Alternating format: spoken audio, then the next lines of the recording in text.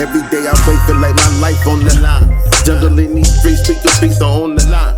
Hustle to increase, put it all on the line. House, big spouse, family, freedom, walking yards on the line. Every day I wait, feel like my life on the line. Jungle in these streets, speak the beats are on the line. Hustle to increase, put it all on the line. House, big spouse, family, freedom, walking yards on the line. Every day on the line. Every day. Squares beware everywhere. I'm JJ Fun from On the Line Podcast Show with JJ Fun Jr. We at y'all live. What it is, Jr. What's going on? What's happening with it? Squares beware. Today we're doing the show. Before we get the show started, I want to let all the viewers and the listeners know that we're on all streaming platforms, as you see down there. If it's not down there, we're still on it. So we're on all streaming platforms. We're coming to you from live from the OTL PS on YouTube, the On the Line Podcast show. Anyway, On the Line Podcast, abbreviation OTLPS. So we can focus on all the platforms. We're on Facebook, wherever podcast audio is, and the visual for podcast, we're there. We're on Samsung TV, so on, so on, so on. So who we got on the show today, Junior? Man, today we have an OG guest out the West, coming straight up out of Inglewood, man. He's with a West Coast group, CMW, DJ Mike T. He took the time out of his day to come hang out with us. So we're going to bring him on the show with no further ado. DJ Mike T from CMW, Compton Most Wanted. What's happening with it? Oh, shoot, just chilling. Yeah.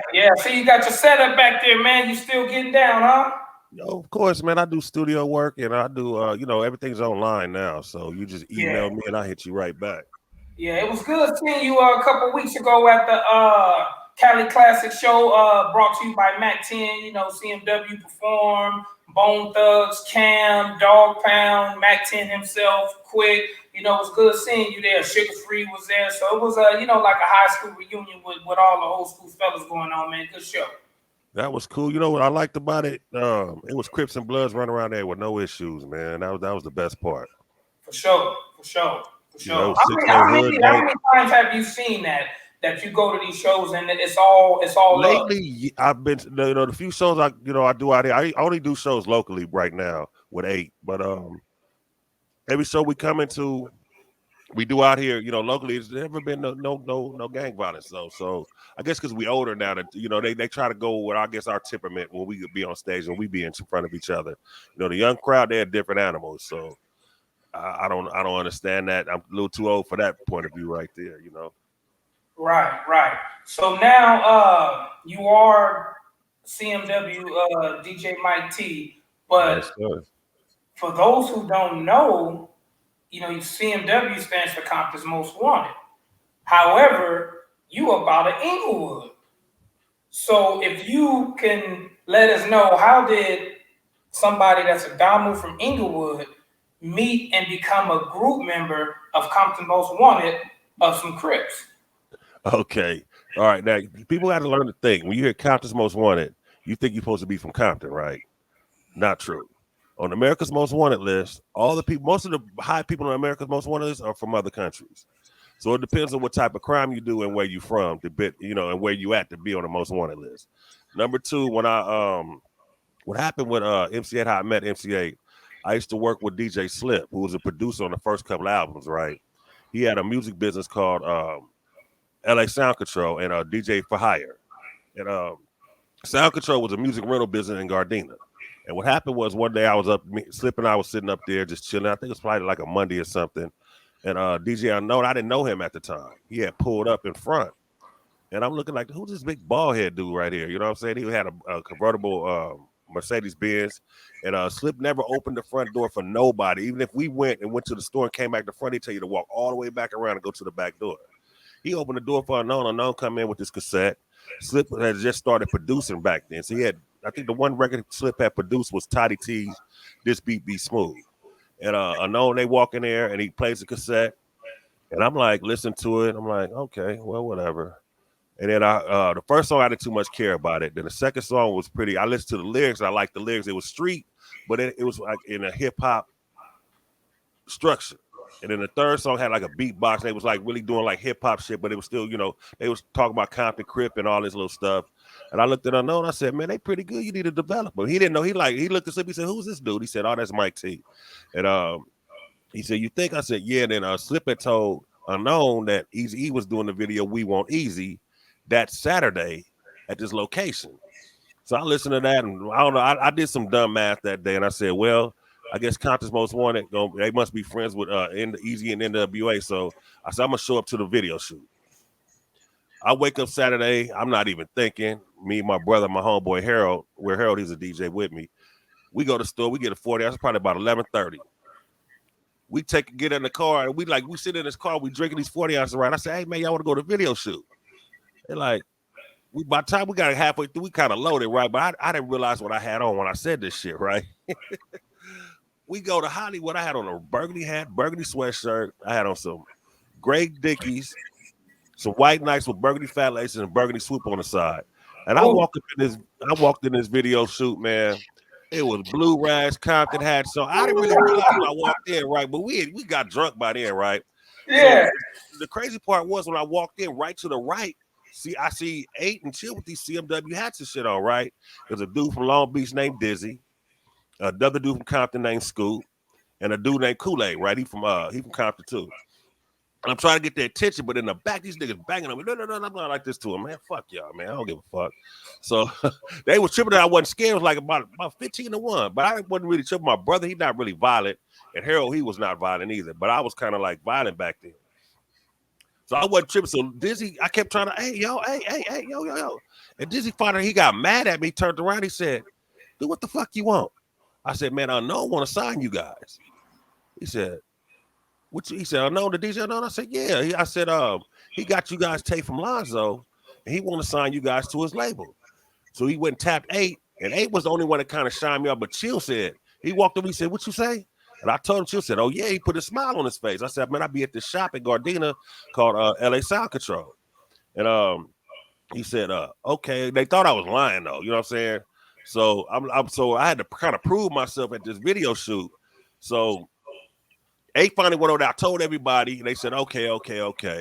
Then, so when they got ready to record the video for We Want Easy, I went inside the place they was recording at. They locked and chained the doors. So I'm letting these niggas know I'm not scared of you motherfuckers.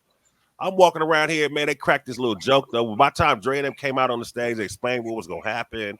And, you know, the special effect. They showed Easy jumping out the big screen onto the stage. They was explaining how they was going to do that. And they want everybody, you know, participate in all this shit. And one dude said, hey, cuz, don't put the camera on this nigga. He gonna break it. I kind of fell out laughing like, damn, this nigga hit me with a cold disc. And they would do that. White guy said, what that mean there? I said, man, I got on too much color for everybody in here. They were like, you should leave, cuz. I'm like, I ain't going no motherfucking way. Y'all want me to leave? Make me leave. So niggas was like, damn, that nigga ain't scared of him. I'm like, nope. So anyway, it kind of kept, you know, filtered off to the toughest dude in there. Me and him went face to face. And we started talking. I let him know. I said, man, I'm actually here because these guys gonna get a record label. I was just letting them know that they a record deal. What DJ Unknown, I told him, you know, what Ice-T, King T, and all that. And the dude, I don't know what hood he was from, Compton, Crip, but he listened. He said, man, take care of him, cuz. I was like, we shook hands, and I told him to open the door, and I walked out. People start clapping and shit. They kept on shooting the video. So about 2 weeks later, I'm down there mixing, and Dizzy and Scoop, they walked in first. 8 and Chill was kind of lagging in the back, and they pointed, look, they said, this nigga was not lying.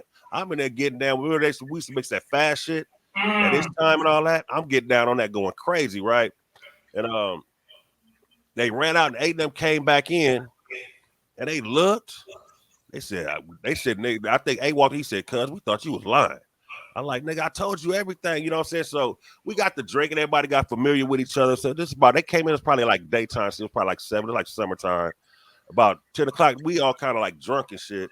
And I walked outside to smoke a cigarette. And 8 walked outside behind me. He said, hey, man, check this shit out. He said, look, we got a DJ here ain't with us named Al Capone. He said, we want to be like EPMD, but we want to have 2 DJs. And I said, I'm already DJ for a dude named Quicksand. I said, I DJ, you know, for the whole sound control. I said, but we could work that. I said, I don't give a fuck. I said, what y'all? I said, you know, y'all Compton's most wanted. I said, but y'all know I ain't from Compton. He said, it don't even mean that. I said, you know that, and I know that, but we gonna run with the shit, right? So what happened was, I became actually Chill's DJ, and Ant Capone was supposed to be H DJ, but Right. Ant Capone and his daddy was like managing the group, and when everything got to Unknown, the shit went haywire. Unknown that like he didn't like Ant. He didn't like Ant because Ant was like, he's from Santana Block. He didn't. Ant was gang. You know, every time Ant come to the studio, like, hey, they, you know, everybody wore khakis and shit like that. But Ant was like, he was extra blue ragged out and everything. And Unknown was like, he was scared of him. But Ant was actually a cool dude. So, you know, Unknown, he wasn't really into that gang shit. He just like, you know, he was like, really, if you look on the West Coast, Unknown, DJ Unknown was like the godfather to gangster rap as far as putting out people, Ice-T, King T, CMW. He picked like the top of the stockpile. You know, Spade, right. Everybody kind of went independent, but Techno Hop Records really kind of birthed all that, you know, with 6 in the morning and stuff like that. So we get in the studio, at this time, me and Ant Capone was like this. We calling each other every week. We talking. 8 was kind of, you know, kind of in the distance a little bit. And then me and Chilla started hanging around each other. And Ant called me one day, man, and he was like, man, I'm going to kill this nigga Unknown. And I'm like, what's going on, dude? He said, now, you know, we getting a deal with Orpheus Records. That's what the label that Arabian Prince had went on when he left NWA, right? Arabian Prince had hooked Unknown up with the guy named, what's his name? Chuck Faster. They was doing a deal, but Ant father knew Chuck Faster too. He was acting manager for the group at the time. They was trying to cut the first album deal for $120,000. Unknown shortcut him and got the album deal for $75,000. And Ant went crazy. And he went, man. Ant did not know where Unknown lived at. That's when we had remember we had the chip brick phones back in the days. Yeah, we were talking on those. Yeah. So it was funny because 8 was in there working with Unknown. Unknown had his studio, an apartment in Hawthorne on like Doty and 135th. I go there, what's up, Mike T, blah, blah, blah, blah, blah.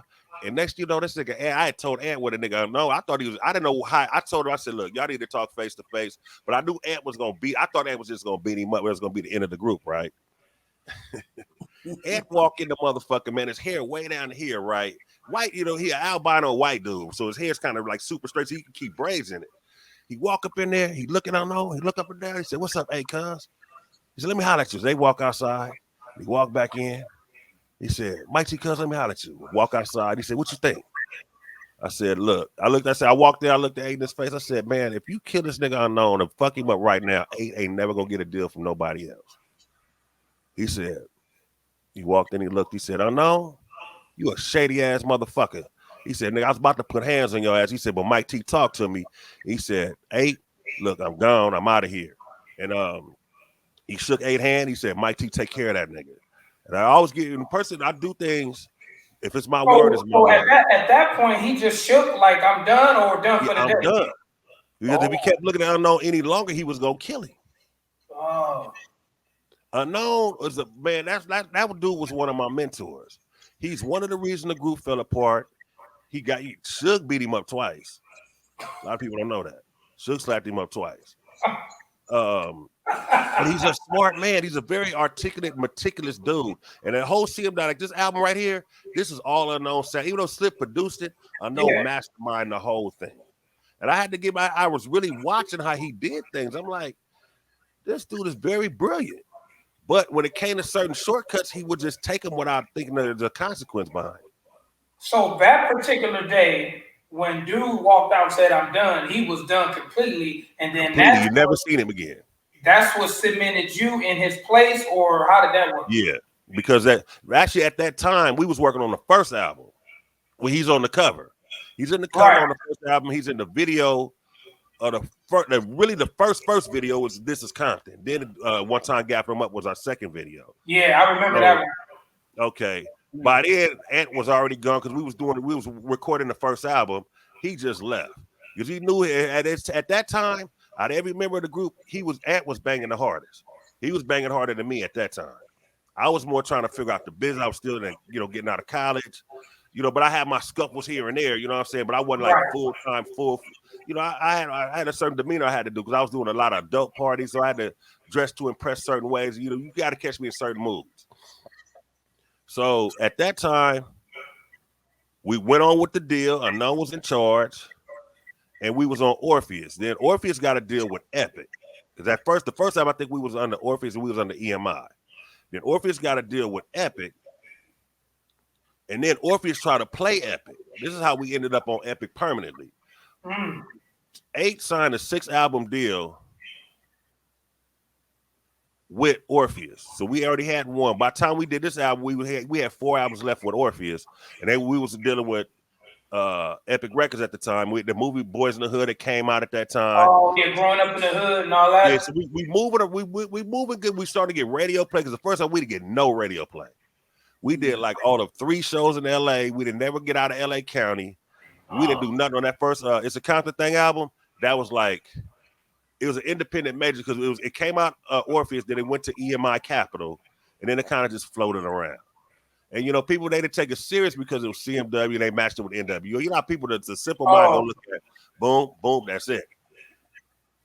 Positive, negative, that's the end. They don't think about how it flow and meet in the middle, and you know, it can break off or whatever. So by the time we do this album, we with the Boys in the Hood and Unknown, everything's going perfect. We tour the whole United States, man. We run into New York cats, connected with everywhere we go. We connected with people. It's looking good. We feeling good.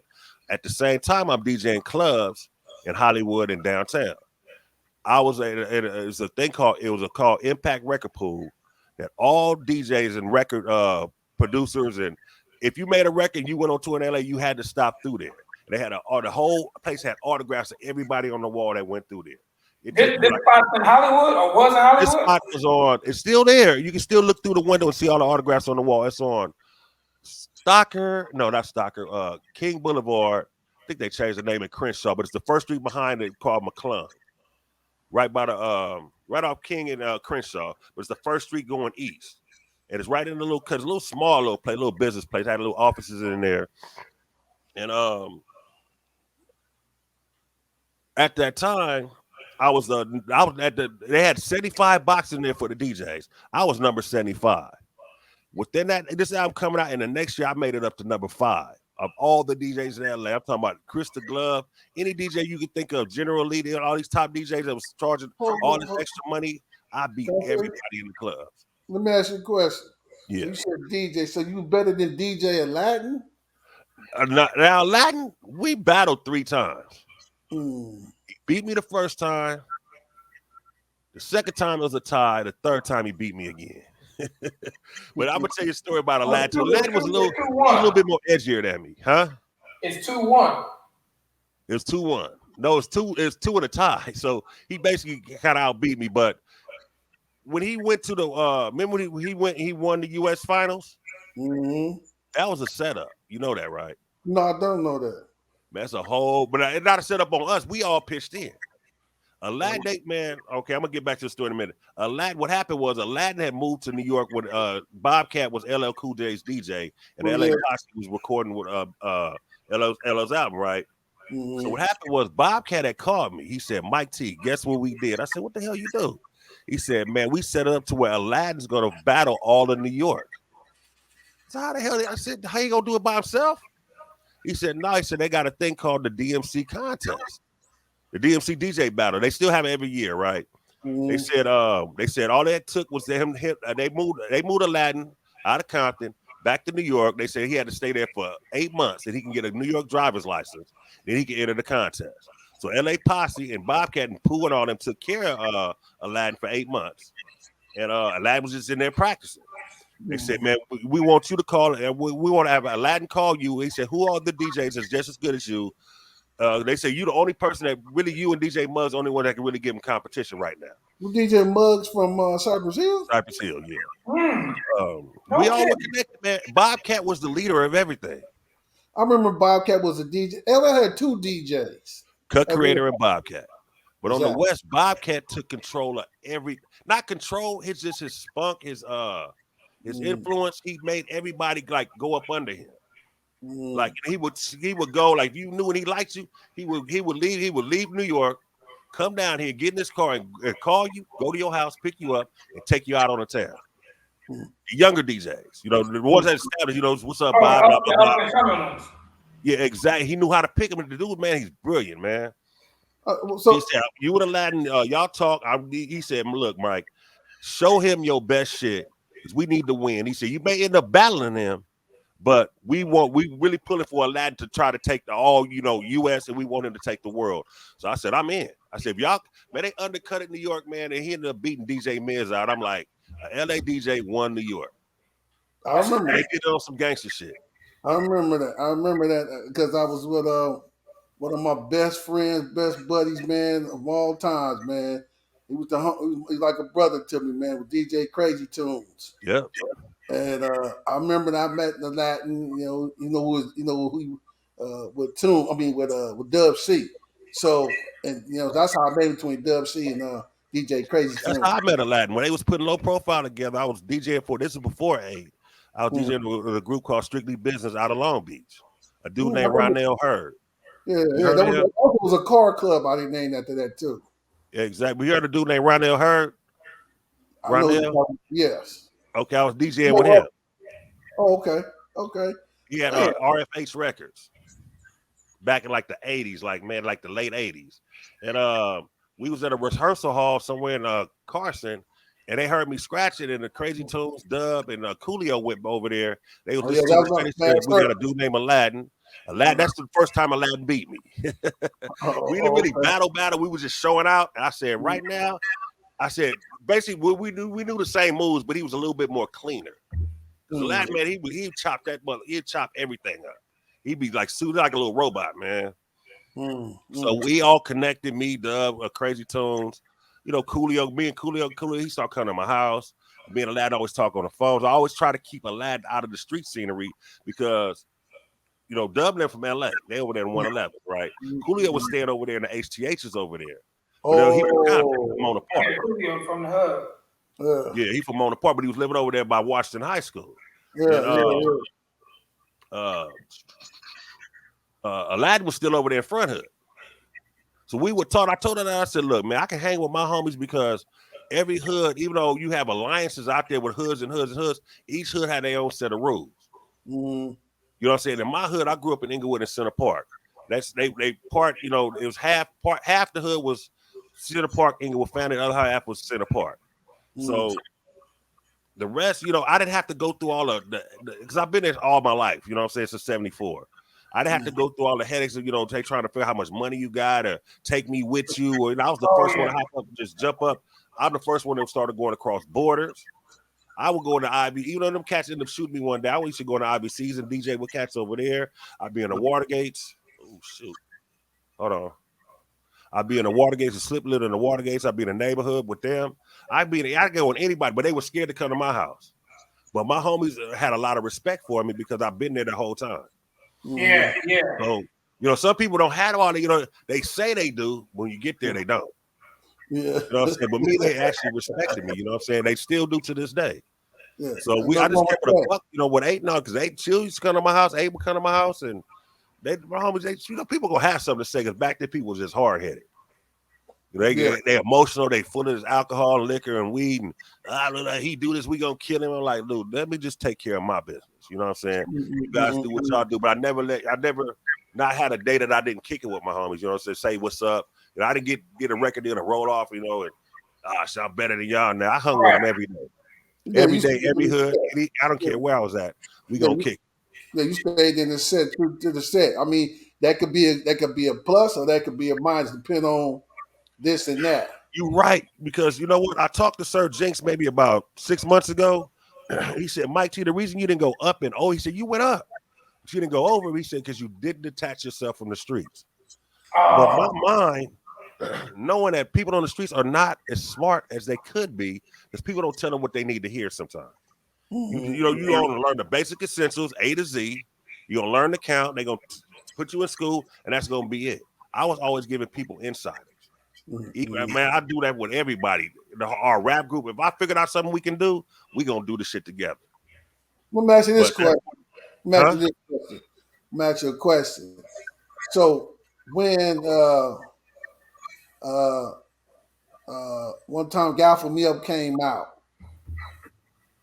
how because I remember certain songs you could play, But if you pulled up on the police heard you playing that, and some other songs I ain't gonna mention, because I don't know how YouTube gonna trip on this by saying there was some songs that were very disrespectful to the law enforcement. Mm-hmm.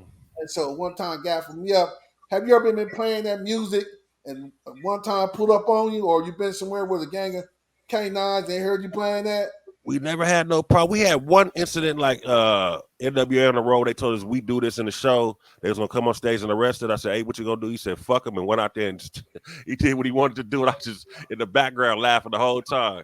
But that's we just had one incident like that. Was that in the state of California? I'm talking about. I don't know where I think we was in Texas. I don't know where the hell we was. What about here? What about here within the? We never had. We didn't do shows in LA. Oh, okay. It's funny. We was like the underground kings. People bought our stuff. They bumped our stuff. We had the videos, but remember, they wouldn't play us on B. They didn't play us on BET till we did the Boys in Hood. Yeah, the box. That's where it started popping. We was on the box though. Yeah, we was on the box. That's more underground. People, that's people's choice. Well, see, I didn't know nothing. When y'all got, I think when I started, I think it was that the blue cassette tape came out. Mm-hmm. Okay, I didn't know. Y'all blew up, and I went to the pen. So I was on the yard just when as time went on. But when the tape came, I was knocking it. You feel me? One time guy put me up. There were songs that we could play, but police heard the song, they gonna chirp you and pin you over and bend you up. You know what I mean? So that's why I brought that up. Okay. Even I was I think I was in Pelican Bay. When I saw when I had got the tape, I got that same tape from Pack Central in the mail, and I was bumping that and hooked it to my Super 2. Junior don't know about no Super 2. I got the Super 3 over on the other side. But that the police was hear that song while I was knocking in the cell. It'd be like, oh, that's how you feel. Like, yeah, Yeah. Hey, they really gonna gaffle you up. I mean, I'm not saying I was the toughest nigga in the pen, but I think I did good for myself. They knew, where I was at, and I ain't say I was gonna win, but they knew they had to go home. And they want to go home like they came in. So it did bring me some attention when I wasn't in the cell. They hit the cell, but anyway, that was a good song, man. I just want to always ask you or Ade or Chill about that. You brought it up, so I was like, boom. And perfect. Believe it or not, the scratching I did on that song, even though it sounds simple to people, that was the hardest scratching I ever did on the song. What? Because it was the way the dude delivered some of the lyrics, it was off beat to what we was trying to do. And it took us like an hour to record those scratches. And even Slip was said, damn, Mike T, you finally did it. It was actually a brainstorm. But usually DJs just scratch kind of like a saxophone player play the sax. They just float. That one we had to meticulously actually stop the record. I had to use my fingers and pause the words to make them fit in there. Oh. To where? To what? I ain't guilty. It didn't go like that. I had to take my fingers and stop the record and keep doing it. And we had to do it. Now you can do it once, copy and paste. Then you had to do every little part and record every little part. Yeah. That was one of the hardest songs I did. The rest of the songs I did, I just floated over. Okay, and that's crazy. You said copy and paste. We're going back to my boy Tunes. I remember when I first came home, he had a computer in front, laptop. I didn't know Tune was doing what he was doing, but I remember when he was doing it without no computer. So with the technique with the 1200s and the realistic mixer and all that shit. So that was this computer stuff is a new way of DJing and doing anything now. And then I see you have equated that into your program as a DJ. Are you better with the computer and the way you just said, or you still go on? Oh, I got the album marked here and do it like that. My best scratching will always come out the old school way. Oh, new school, man, you can manipulate. I told my girlfriend this morning, I said, look, I can make, you don't even know how to scratch. I said, I can have you scratch it. I can make it sound like you the best DJ on earth now. You can manipulate anything now. So now, with you being in all these eras and decades of DJing, house parties, clubs, functions, remember the crates? You had to, you had to do like this to get the I mean, is that a little bit better now? Because all you need is your backpack, yeah. or you know what I'm God, saying? hell yeah. All you need is a what is this thing at? A thumb drive. Hard drive. Yeah. They got them 8 terabytes, 10 terabytes now. You On can't the even fill them average, up with music. on the So, average of you DJing, how many crates of records shoot. you have to take, or it depends on what type of function you're going to? It depends on what type. If I did a club, it would be 2. If I did a house party, it'd be 4 or 5. And in those crates, how many records you think you had in there? At least, man, about say 100. You got to have doubles of everything if you want to mix them. Yeah. So my early years of DJing, that was the hardest part, was putting the equipment. I just got pictures of that I sent you guys. I was putting my DJ equipment together. I got one in there where I had some I woke up on Christmas Day. My family had bought me some stuff.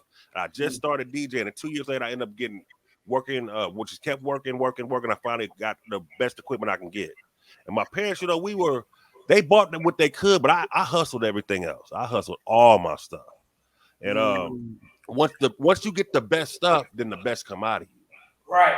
Before I got the Technique 1200s, I was a trashy DJ. I'm not gonna lie, I was garbage. But you know what? The funny part about it, before I got my I ended up DJing for Ice-T in high school one time. In 1985, I believe. Yeah. He was doing Ice-T always performed in Morningside High School. Yeah, that's it. They got me a little mixer on there, and I had that great turntable I bought from Circuit City, that used table for $75. You said Circuit City. Wow. Circuit City. They had a used table. I used to go over there, and I bought that turntable for $75. And I went to Radio Shack and stole a needle. And the mixer came from Radio Shack, and I didn't have a plug for it. I had to use batteries. What? The mixer and the reverb they bought me for Christmas used batteries. Wait a minute, time out. Yeah. Hold on, time out. Quiet on the set. You said reverb. What you know about reverb? Oh, come on now, man. I was born in 69, homie. You just told your age right there, dog. Yeah, I'm 54. Okay, the reverb. I used to have to make the vibe tapes for the hood.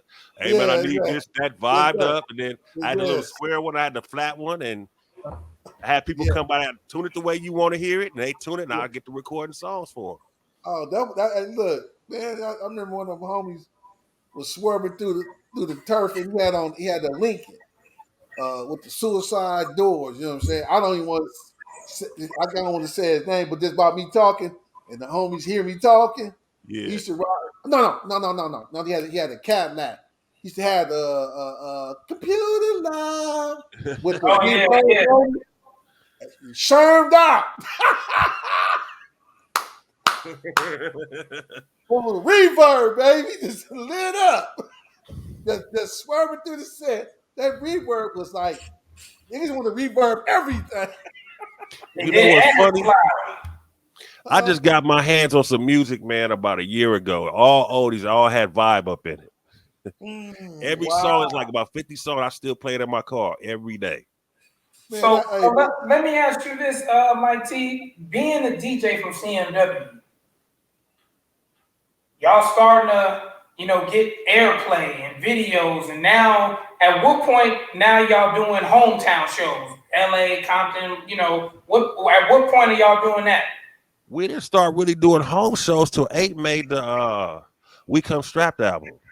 We didn't do on the first 2 albums. We did a few shows on the first album. We did none on this album right here. We didn't do no LA shows. We did Music to Drive By. We did one show at the Mayan Ballroom. And that was all I can remember in LA. We didn't do none in San Bernardino. Actually, our first show off the first album was in Santa Ana, Mr. J's, and a dude named Wilford Palmer Block got killed by blood. Hold up. You know about that, Bobby? Huh? You know about that, Bobby? Man, he told Mr. J's up. Rip that mug together. That was our first real show we did was at Mr. J's in Santa Ana on our first album. And then Will from Santana Block, Will from Palmer Block got killed by blood. Oh. On our first show. Yep. No, Mr. J's was I'm 52. I'll be 53 in a couple of weeks. I used to go in there with my older homie. Was like Nino Brown around in the city. Whatever. You homies, y'all know who I'm talking about. But anyway, he used to come in the set, and I was young. You feel me? Everybody would get shirts and all that. Go buy outfits, not from the swap meet though, from Chess King and all the other little spots. Not from the swap meet. Yeah, Was some swap meet no. brothers back then. We did a show about the swap meet, the Compton swap meet. That was a whole nother mission. But you had to get the fist from Chess King and go out there. So the G homies took me with them, right? And I ain't know nothing about it before. We used to go to another club out there. Used to be Studio K, and then another one that used to come on TV. So we go. I think we going there, but we going to Mr. J. I'm young. I ain't old enough to get in. But the G homie had the bread, and I was there for a purpose. You know what I'm saying? I was there for a purpose. I was with all the bullshit.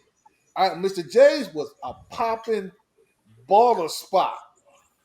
A lot of niggas was balling that was up in there, and they was texting they back and getting cracking. It wasn't like a hood spot, but hood niggas showed up to it. Yeah. Yeah. So when you said Mr. J's, I think I remember. It was a lot of ballers in there. I remember that night. Yeah, and everybody that was related with gangs, they all kind of hung together. Yeah. So a lot of stuff, man. A lot of people call, not a lot of, but there's a significant amount of people call cases at Mr. J's. I don't know why Mr. J's closed down, but I have an idea why it closed down. You know.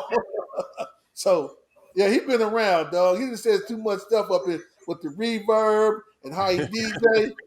He started identifying himself. He really been in the game quite some time. So I'm just laughing about it, man. It's good to hear. Hold on 1 second. Yeah, if y'all like this show, hit like, subscribe, share. We're on all streaming platforms. Like I say, matter of fact, before we end this show, I want you to put, matter of fact, if you take the opportunity now, to let them know where they can find you at. They want you to do a show for them or perform or do DJ stuff for them. You got information to give up? You can just email me at cmwgang@gmail.com. Compton's Most Wanted Gang, CMW Gang, or I got one that says Compton Most Wanted Gang at gmail.com too. You got to write it all the way out, but that's earlier than when I went to lock down all my emails. Okay. I do most of the technical you got work. any projects coming out or working on anything, or what you got going on? Man, my projects come here or there. So I've worked with a lot of people like Mr. CR that was with Street TV with Alonso and all them. Yeah.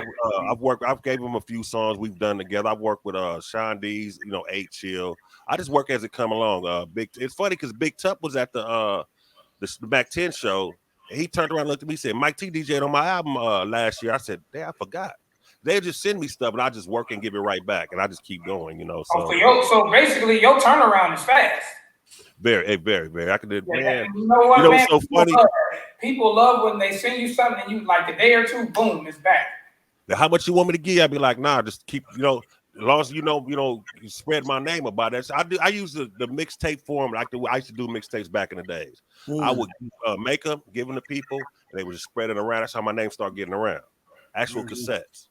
You know what I'm saying? I would buy them or steal them or whatever, you know what I'm saying, and just make them and get my name out there. Yeah, because I remember those tapes used to come in like, I think a 6-pack or maybe 4. Was it TDK or? Yeah. Then to record, you had to put the little thing in there and press play and pause at the same time and man. And then if it comes out, you got to take the little pencil and stop. Turn it back in, around. I want to say this. If I'm correct, you are a second DJ.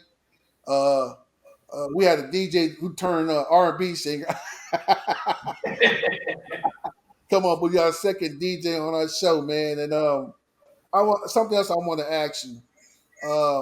As being a member of a gang, back then, how did you navigate? You did earlier speak on it.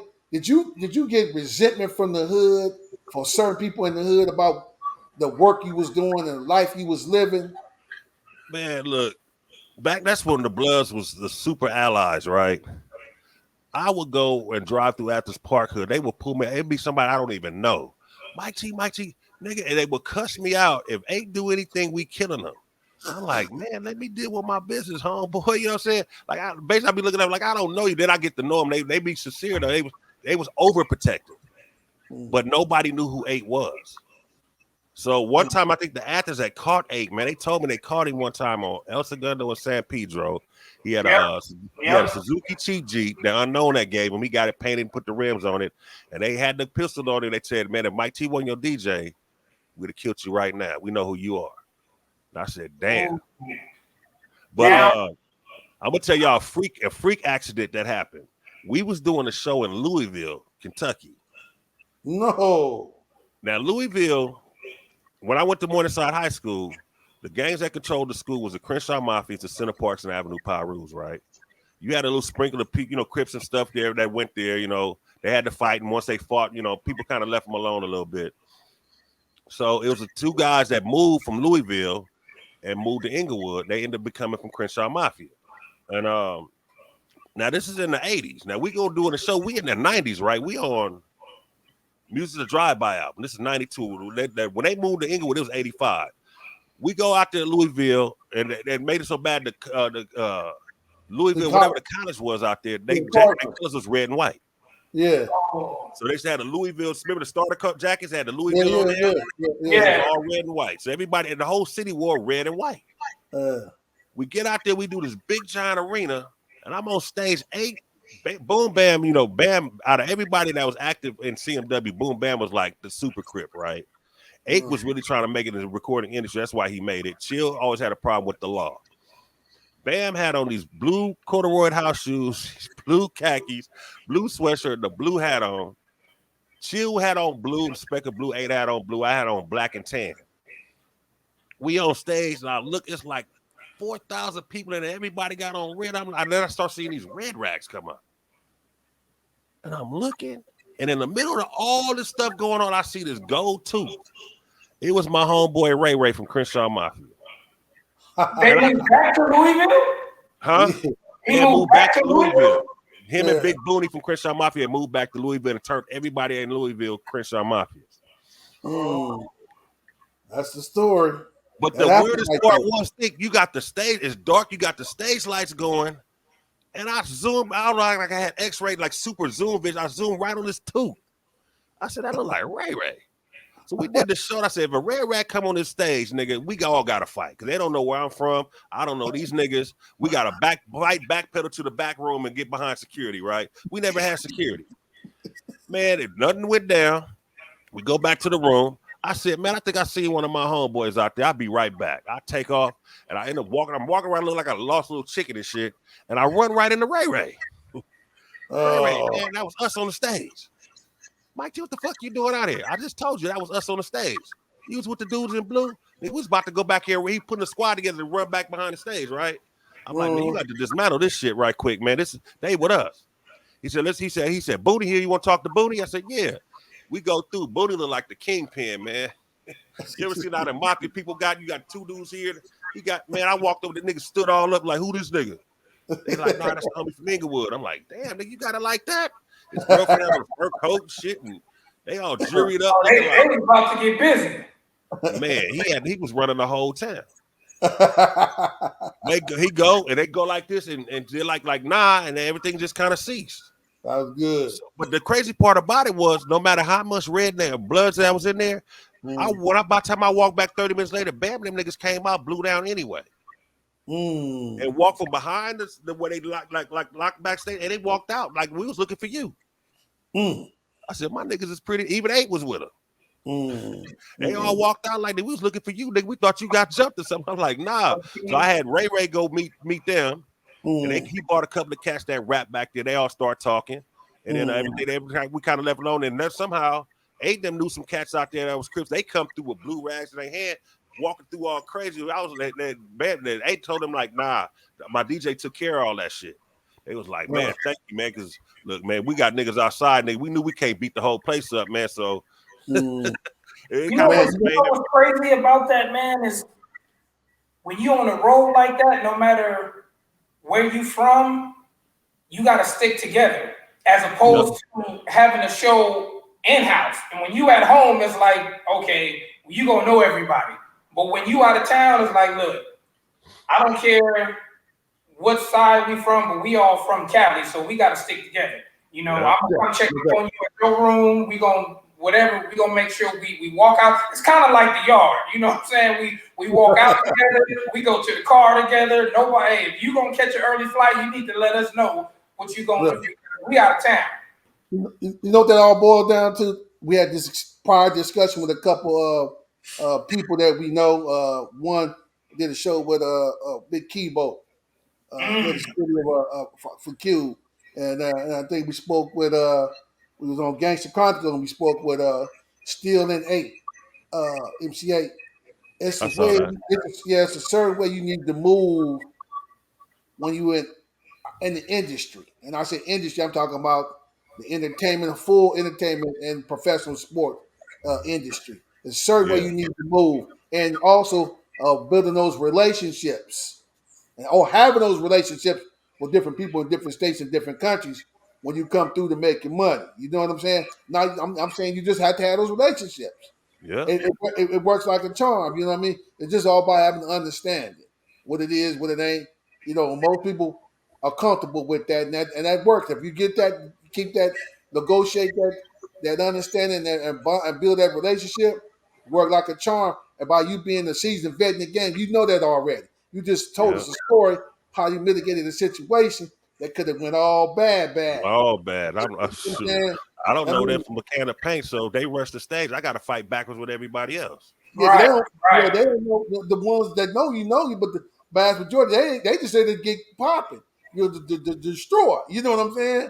So y'all want to hear a crazy situation? The weirdest situation was we did a show. Our first show our second show in Chicago. We got approached by the GDs after we got off stage. And I didn't know, like, this time we didn't really have dressing rooms. We didn't take limousines. We would tell them to send us like a van or whatever, you know what I'm saying? Anything big that we could sit in and be comfortable in. We didn't try to high sign. We didn't want no Moet. We wanted some down to earth shit, you know what I'm saying? Right. So after the show, I went to put I had my headphones, my records, and my needles in there. And I'm walking backstage, and this dude, he approached me, saying, yo, he started just talking, you know. And back then everybody's slang was a little bit towards their area. So I'm listening to him. He like, yo, we from folks and blah, blah, blah. And if something happened, he just start talking like that. I'm like, hold on real quick. Hold on. Let me put my backpack down. I'm gonna come out and talk. He thought I was trying to get rid of him, right? I'm like, but I heard something say like, if something happened, he said, you guys ain't gonna be able to make it up out of here. I'm like, hold on, is that a threat? He said, nah, just listen to me. And he said, I said, let me just put my backpack down. I'll be right back, okay? He said, okay. I put my backpack down. I come back out. He said, man, I'm from Gangsta Disciples. We call ourselves the folks. He said, he just started running it down. Like, we got peace. We knew what time you flew. This is 1992. They said, we knew what time you guys came in on your flight. The first time you guys came out here, you guys performed at this club. We've been watching you guys.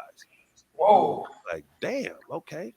This is the end of the story became the best part of it. It's the way he talking. He said, we advise you guys, we know things happen, but we advise you guys not to start anything, and we'll pretty much control our own people. That's when all the Gangsta Disciples had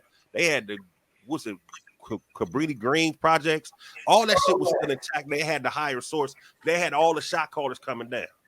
The chiefs, the generals, however they do it, it was functioning like that. So he running it down. I'm like, he said, so that what did I say? And I explained it back. He said, okay, got it. I said, let me talk to 8 real quick. I'm gonna have him holler at you too. Told 8, look, this is what's going down with these cats. Because we on different sides of the fence. So me and 8 would always meet in the middle. Blah blah blah blah blah. He took it. He heard it. He read it back. And dude said, man, look, we ain't trying to get in VIP. We ain't trying to kick it with y'all like that. We just want to see if y'all understand. He said, because a lot of people that came through here didn't want to listen to what we had to say, and we got better things going on. Come to find out, our next show in Chicago, guess who hosted it? The GDs. They had their own fucking arena. What? They own their own fucking arena. They had Nation of Islam and security. This shit was huge. It was, man, and they came through and they started giving us game again. And I think this one that we did was a peace treaty they had with They had these jackets. They had the 5-star at the top. They had BD, BOS. They had all the symbols on there. Mickey Cobra, everything. All the alliances that they had brought the folks and the peoples together and threw a big ass concert. We was the headliner. Wow. And it was weird, but they kept telling me who the Chiefs was. They were telling me how they run things. I'm like, I remember it, but I don't keep it as a part of a conversation piece for other people. When you tell me stuff like that, it'll die with me. You know what I'm saying? I don't. But after that, they kind of snatched everything down. But we performed at this arena that they had 3 times after that. Oh, that's what's up. For you guys? They did. They always came back every year. They would come back and have us perform at their arena. They always took care of us. And y'all don't want no limousine. We like, nah, we want the van. That's what's up. That's we never wanted all that extravagant shit. We want to go. We want to be able to fly in, do this, either sound check, go get something to eat. We got to do a couple of radio stations. Boom, boom, boom. We want to go back to the room, do the show, and go back to the room and fly the fuck up out of there. We ain't trying to be seen, heard, robbed, none of that shit. Yeah. We always feel like that. That's how these cats get pressed. They want to, now, like, who's it? Bosco 100, he said, man, they don't respect rap artists anymore. But the game has been filtered down for them not to respect it. It's like, don't call us, we'll call you type stuff. Gotcha. That's where the industry is now. Gotcha. I hope all the viewers and the listeners hear this, take heed to this, and learn from this, and tighten up your game and learn how to move for all those listeners and viewers, how to operate. Man, just explain to you, been in the game for, I don't know what we just say, 30 plus years, moving in and out of the states and the countries. He's telling you how to, through experience, how to operate, how to move through when you're out here running a business and making money. It's a business. See, the thing is, they dream. Everybody smoke weed, they get to dreaming. You're going to be this guy. You're going to be this guy. You're going to be this guy. You're going to be this guy. When it all trickles down, there's only one person standing there with the best contract, and that's the artist. Even the artists get to pick the producers now. Remember back in the days, the producers shaped the artists. Yep, you're right. Yeah. Now the artists in the smorgasbord. Which is cool because the artist always got more money than the producer anyway in the contracts. You've noticed that. But now the business done changed a whole lot, so I don't know who's getting what now. But you have to treat it as a business. You see how Young Thug, because I got a connection with security, all these rappers are going to jail now because you got to understand, when you make a record and it's played on the radio, you are now on Fed time.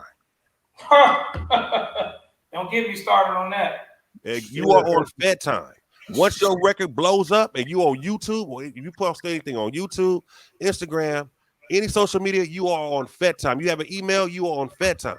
They are allowing you to use their system to promote yourself. Ooh, so you doing anything illegal, you have to stay off the grid. Take note. Listen. Warning. Once again, you tapped in with On the Line podcast. Our guest is DJ Mike T from Compton's Most Wanted. And he just gave you the realest game you probably ever gonna get using this social media. I'm gonna tell you how I learned this. This album, our first tour in LA, weirdest situation ever happened. Man, it was a Monday morning. Now Sunday night, I bought a fifth of E&J. Irk and Jerk. I go around on the block with the homies, man. Y'all want to drink with me, man? Niggas like, nah, nigga, we making some money tonight. We ain't drinking with you tonight, Mike T. One nigga said, I have a cup. He drank half the cup, poured the rest out. I'm like, I looked at their face. They was on some money grind, on some street hustling, right? I go to the house. I call one of my other partners of my DJ partner. He come through. He have a cup. I down like half after Irk and Jerk. I don't know why I wanted to drink that night. I down half of it. I go in the house late. I'm supposed to go to work. I used to work at King Hospital, right? Killer King. Ooh. I worked there for 3 years. I worked there the whole time I was dealing with these CMW albums. Hold up, time out. Again, listen, viewers and listeners, the man never quit his day job. Hell nah. That's the only cool part about that, man. My mama worked in payroll, and my mama best friend worked in a personnel that did all attendance and all that, so they knew how to move. Off that when you work for the county, you get 1 personal day a month and 2 sick days a month. And the way we didn't go on a tour like a 3-month tour, we did for 6 weeks on our promo tour. So I had to use my vacation time, which was 2 weeks, and I couldn't take off no more for the rest of the year after I did this promo tour. Ooh. So what's the name of the album? Can you let the viewers know the name of the album? Straight checking them. Gotcha. Man, I went through hell and back, man, on this. So let me see where I go with this one. All right. This tour, let me see, where was I going with this? Blah blah blah blah blah blah blah. Oh, shit, I might have lost my train of thought. But anyway, I was working a job. I took off. Where was I going? Okay. That was the first day of this promo tour. I called in sick to my job. I lay back down in the bed. An hour later, I get a phone call. My pager, that's where everybody had pagers. My pager didn't go off. Talking about, you're on tour right now. I'm like, man, who the fuck is this? I'm hungover. I ain't feeling right. Damn, I'm off work today. I'm just laid up. And they say, you DJ Mike T, your name is such and such. You live here, you work here, and you went to high school here. And I'm like, who man, y'all? I'm hungover. I'm agitated. I'm like, man, who is this? The feds? I'm thinking one of my homeboys done got caught up and trying to use my name to get out some shit, right? They said, look, we gonna call you back in like 10 minutes so you can wake up. They called back. They run the same little program. They say, nah, we just fucking with you. This Epic Records. I kept saying, man, this is the feds, man. What do you want? That's what they said. They said something like that. They said, we have to do a background check if you're an employee of us. I'm like, well, I ain't putting so you didn't sign a contract. I'm like, okay. I forgot about that. Wow. I going to work. I ain't thinking, but that's when I realized that the recording industry was hooked up with the federal, because you got to use their license to go on the radio and do all that other stuff. Gotcha. FCC. It's a big business. It's going across seas. You are a product of the United States. Gotcha. Hey, listen. Take note and listen to viewers. Man gave us nothing but game. We got to cut it short. I appreciate you stopping by, taking time out your day to do this. I will be going back listening to some of your music. Control, can you put that his email back up there, please, if you're able to? Anything else you'd like to say before we end this show? Yeah. The Control, my bad. No, you. Oh, me? Oh, yeah, I ended up going to jail that same day. Well, we ain't gonna shut the door on you. We're just gonna put the lock on it for right now. The chain lock on, not the lock. And what I want to say is thank you, man. Thank you guys for having me on here. Oh, yeah, very, very, very welcome. Very welcome. When you got something going on, you want to promote it, we'll need to keep that avenue available. We don't do it for everybody, but we're gonna do it for you. So appreciate you stopping by. I always been a fan of the music and the DJ stuff. I listened to that. That was very learning, educational to me about certain stuff. And made me remind me of one of my great friends. So I appreciate you, bro, for stopping by and enlightening us on and hope that you have a great week. I'm gonna leave it to Junior to end the show.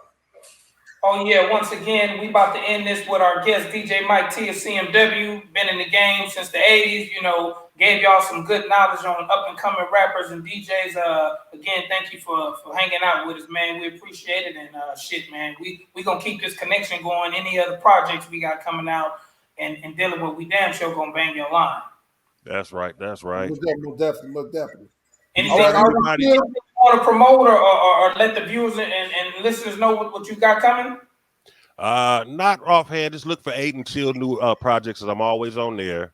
CMW forever. And you guys just do your homework, man, before you come out running your mouth, man. Back your stuff up, man. Legality, man. At least know how. Don't just think because you got an attitude it's gonna work. You know what I'm saying? That's the way the streets look now. Everybody got more backup than they have. So back yourself up first. Then people will believe you to back you up. Amen to that, brother. Once again, you are on the line. JJ Fahmy Jr. Control. We out. Every day I wake up like my life on the line. Jungle in these streets, speak the beats are on the line. Hustle to increase, put it all on the line. House to spouse, family, freedom, walking yards on the line. Every day on the line. Every day on the line. Every day.